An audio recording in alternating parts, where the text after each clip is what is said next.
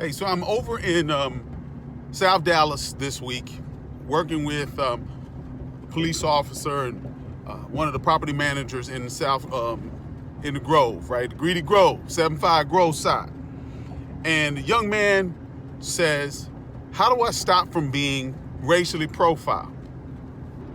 Couple of things. First, man, you can't control how other people are going to see you, right? You can't control the bias and the stereotype and the prejudice that people walk around here with. Now, you can affect it, but you can't control it. Here's how you affect it. You have to embrace your responsibility to represent our entire race. It's not fair, but that is the burden that we have, because anytime a white person, another ethnic group interact with you, you may very well be their only real representation or interaction with black people. You may be one of a few interactions that they actually have with black people. The majority of their interactions are going to come from the media, the news, which always represents us wrong, which always vilifies us as criminals, which always shows us as inferior or other, or just wrong. So you need to understand that.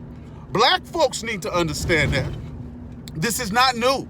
And this is what kind of upsets me about blackness, is that this is not new. This has always been the case for us as a people. We have always had to be 2 and 3 and 4 and 5 times better than our counterparts in other ethnic groups just to be considered.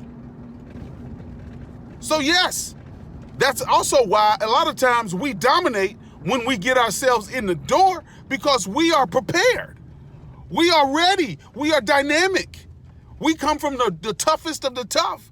Only the strongest of black people even made it to this continent. So when you come from that kind of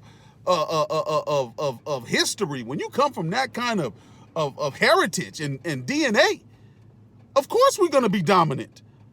So again, just to get back to answering the question, how do you avoid being racially profiled? 1, you can't.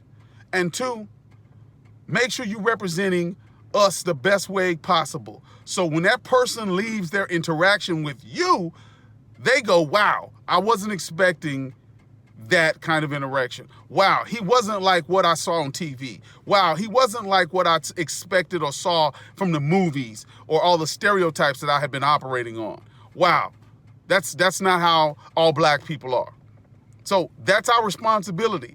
That's what you've got to do. That's what I do on a daily basis. That's what so many of us who are upper middle class black folks who work in corporate America, that's what we do. We keep it real. When we get the opportunity to keep it real, we check people appropriately. But again, it's about presentation versus content.